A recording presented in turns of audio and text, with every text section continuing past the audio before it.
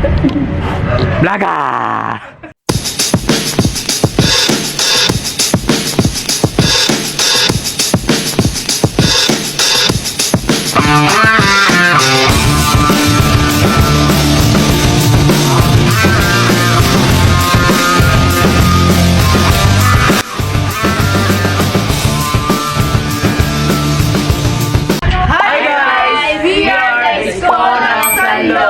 And today we're going to talk about overcoming pressure using time management towards certain goals. So guys, kumusta na ba kayo? Ako okay lang ako. Okay lang naman. Lumalaban pa. Ay, lumalaban pa para sa pangarap? Yes. Okay lang din ako. Okay na okay. Collaborative okay. Oh. Oh, nonchalant! Nonchalant! Ay, kamado. Ito okay na. Buhay pa.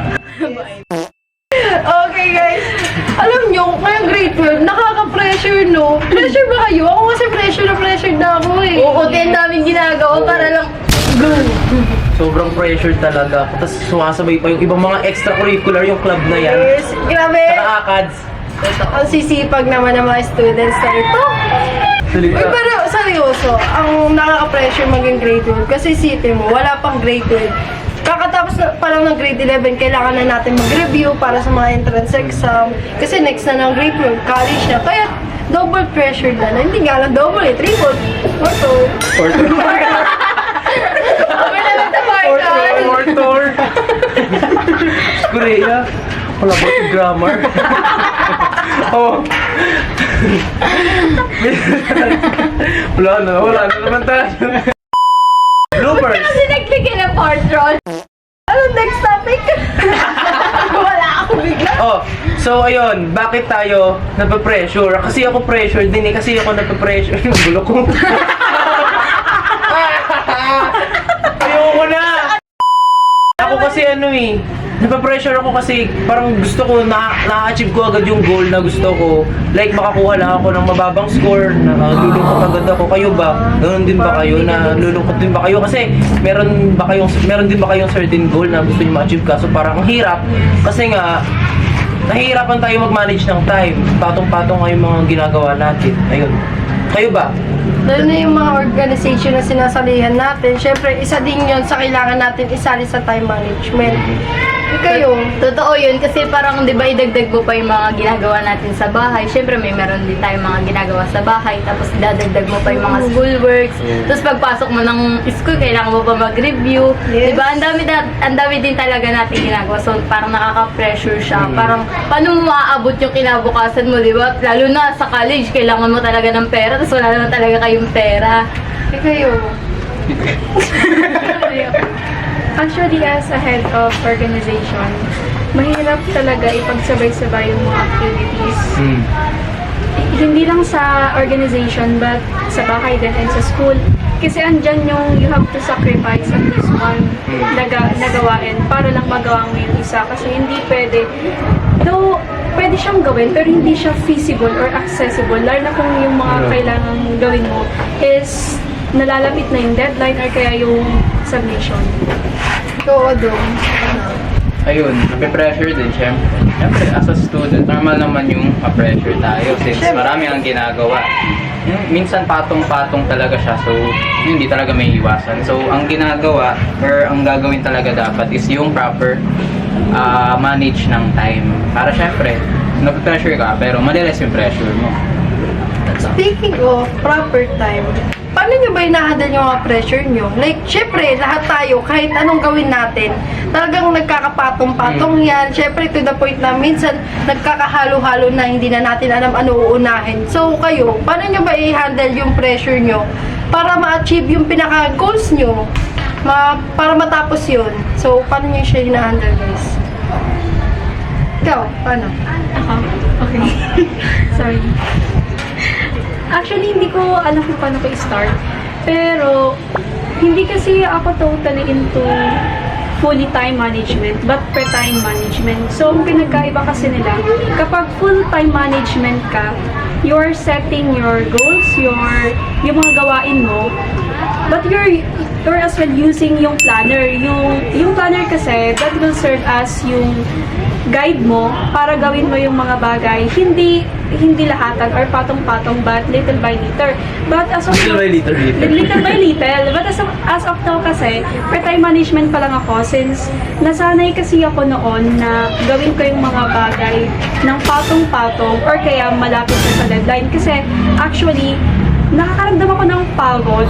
So, since nakakaramdam ako ng pagod, nakakaramdam ako ng tamad para matapos ko yung mga gawain na yon. But I realized nung ngayon lang na nagkaroon ako ng organization and kailangan, since ikaw yung head, dapat present ka and magawa mo ng maayos, you have to set your goals or yung mga gawain mo on time. Probably not on time, but you have to manage it accordingly para hindi mabombard. Hindi lang yung body fatigue mo or yung being mo, but also yung mind mo. Pero kung sa totoo, may point ka din dyan. Kasi tayong students, kahit na napapagod na tayo, aside from pagod, syempre may times din na parang tinatamad na tayo, which is kino-consider natin as pahinga. Pero syempre pag sobra na yun, parang katamaran na talaga yun. Kasi parang ako din, ang ginagawa ko Ano din. ginagawa mo? Tinatry ko din mag-free time management.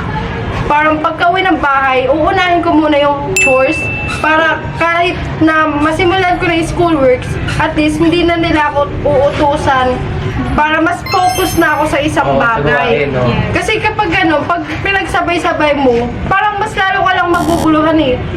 Example, parang mas inuna ko yung gusto ko na maglaro, tapos mga 11 PM na ata, no, tsaka ko lang sinimulan yung chores, di natapos ako mga 1 na nun. Tapos, paano na ako nagsimula ng mga 1 AM na din ako para sa schoolworks? Di, kapag mga ganong oras, Wala na, sabog puyat na na. mental Oo. ba? Lalo na kapag, kunyari, kailangan mo mag-review. Sabi nga nila, pag magre-review ka, huwag ka mag-review nang inaantok ka kasi mas lalong walang papasok sa utak mo. Kaya kailangan mo din tayo mag-time management as long as you can. Buti ka pa nagagawa mo yun. Ako kasi, kapag pag-uwi ko, inuuna ko yung gawaing bahay. Kaso, kapag tumutuloy na agad ako dun sa mga schoolworks, halimbawa, di ba, meron tayong 9 subjects. Sabihin na natin, merong 5. Yung 5 subjects na yan, kapag ginagawa ko yung una, naiisip ko agad yung pangalawa, yung pangatlo, which is parang naiisip ko na, ba't ganun, parang patong-patong yung ginagawa ko, pero hindi ko siya naiisip na pwede ko namang isa-isahin. Doon ako nahihirapan na i-manage yung time ko kasi pwede ko naman siyang isipin na, oh, ito muna, una, tapusin ko to. Ito, tapusin ko to. Kaso ang ginagawa ko, once na nasa kalagitnaan pa lang ako nitong una, doon ako sa pangalawa, tumutuloy na ako kapag ayoko nang gawin yung una. Ayun, medyo mahirap para sa akin yung pinagpapatong-patong ko yung mga gagawin ko. Tapos, ayun, wala ako masyadong time management. So parang in short, ang situation mo, napapagsabay-sabay mo to the point Yeah. na nawawalan ka ng focus. Kayo guys, paano nyo na-handle? Ako kasi yung ginagawa ko siya parang malapit na talaga yung deadline. Kunwari, meron pasahan bukas. Tapos pag uwi ko, gagawin ko yung mga gawaing bahay. Tapos gagawin ko yung schoolworks. Tapos hanggang sa gumagawa ko ng schoolworks, tapos nagsa-cellphone ako, natutuloy ako sa panonood ng TikTok.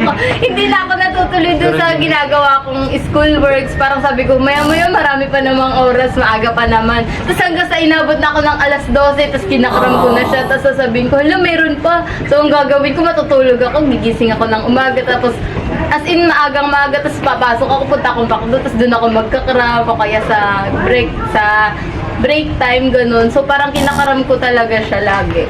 So parang inuuna mo yung enjoyment bago yung Oh, may distractions din kasi talaga tayo minsan. Kasi kahit gusto man natin gawin kaagad, talagang hindi natin naiiwasan. Unahin yung mga wants natin. Totoo lang. Lalo na pag engage ka na sa pinapanood. Yes. Di ba pag entertainment talaga, grabe. Ikaw, Yung sa akin naman, depende siya sa mood. Lalo pag weekends, yun. Pag kasi, Saturday, Sunday, syempre, yun, nasa isip nating lahat, pahinga day yun. Drain tayo na, drained. yes, great. Grammar! Cover sa drain. Tapos yun, syempre, ang gusto natin nun, natutulog tayo, nagpapahinga, naglalaro, nag-TikTok, nanonood ng TV. So yun, ganun ako. Kahit may pasok minsan, inuuna ko yung mga ganun. Tapos, as in, depende siya sa mood. Kasi merong time na yung specific time na yun, dun lang ako sinisipag and dun ko ginagawa yung mga work. So parang anong nangyayari, syempre parang minsan hindi naman ano yun, minsan late na siya. So dun pa lang ako gumagawa. Nasa-sacrifice nun yung sleeping ko. So nakaka-apekto rin talaga siya. Pero kung sa tutusin tama, may point ka din dun. Kasi tayo, kahit naman parang, let's say, gusto ng utak natin na gawin na yung ano natin, yung Yung task gusto. natin. Oo. Talagang, minsan, ayaw talaga ng mood natin eh. Kaya kahit nasa harapan na yung gawain natin, talagang hindi nagpa-function yung kasipagan. Totoo lang, totoo. Pati yung utak mo. Yes. Okay, may sasabihin ka? Yeah, kasi nung this past few days, may napanood akong motivational post about doon. And sinabi doon na whenever we feel like parang gusto natin magpahinga or something, kasi actually, normal lang naman na mapagod tayo. And wala namang masamang magpahinga. Kasi minsan kapag weekend, parang ayaw na natin magpahinga kasi siguro ang dami talaga natin ginagawa.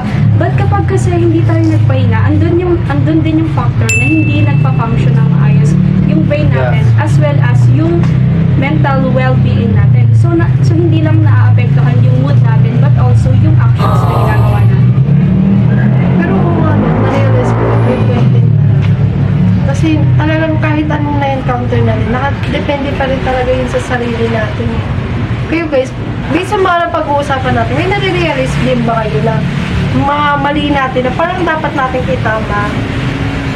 Oo, lalo na yung mga ginagawa natin na dapat kailangan talagang unahin. Yung mag-set talaga tayo ng time management kung ano yung uunahin natin bago yung mga wants natin gawin. Kasi yung wants natin, pwede natin siyang gawin lalo na pag wala na tayong iniisip. Kasi biruin mo, gumagawa ka, ay ini-enjoy mo na yung oras mo, nanonood ka, tapos iisipin mo, hala, meron pa pala akong gagawin, hala, meron pa pala akong ganito, hala, meron palang quiz bukas, kailangan ko mag-review. Diba? So, kailangan talaga natin gawin yung time management para ma-engage na tayo dun talaga sa pinapanood natin na kahit makatulog tayo, okay lang.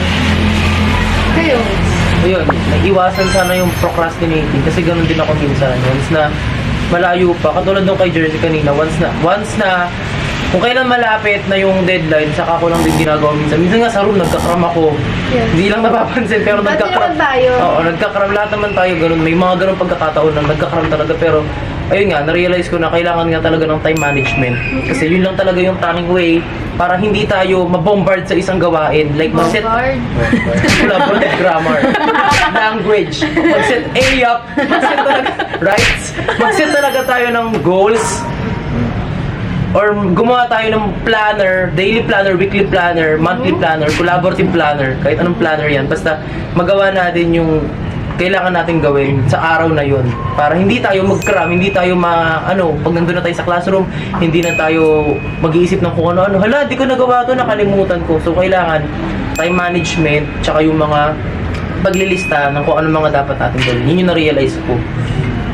Sino pa ba? Tayo. Ikaw, ano na-realize mo? Ayun, di ba nga, ang sabi nga ni Hena, pag daw parang yung sleep nawawala, yung mental health mo naapektuhan. So yung ginagawa ko, mali.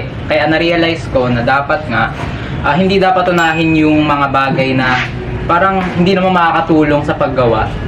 Ang isipin natin is, kailangan gawin yung mga gagawin para hindi na siya magpatong-patong to the point na parang mababaliw na tayo, hindi natin alam kung anong unahin natin, di ba? So yun, proper time management talaga tulad ng sinabi ko rin kanina nung sa time management is the key. Yes. Totoo. Yes, galing. Ikaw, based sa in-advise mo, Ay. ano ang na-realize mo?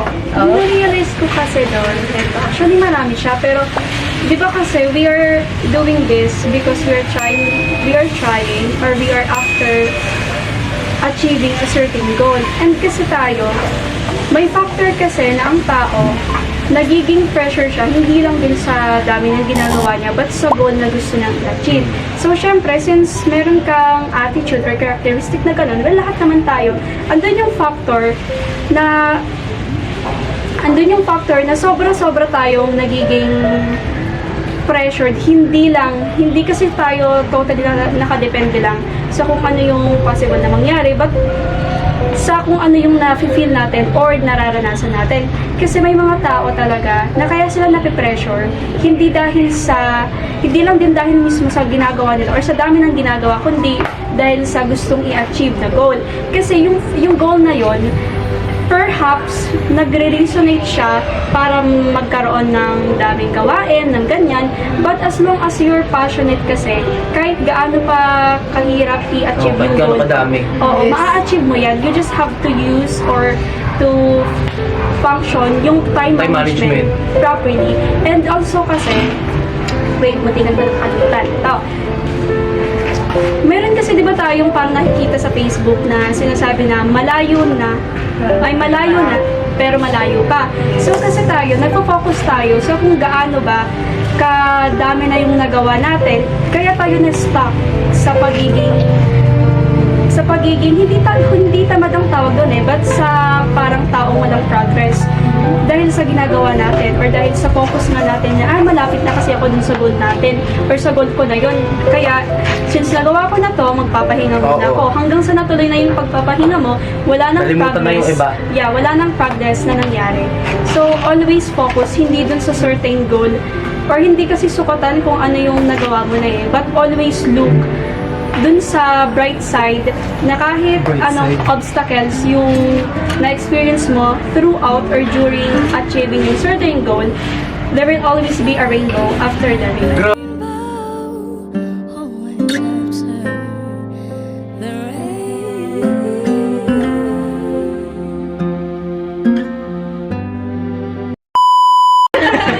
Pero guys, advice lang, based sa sinabi mo, tama din naman talaga.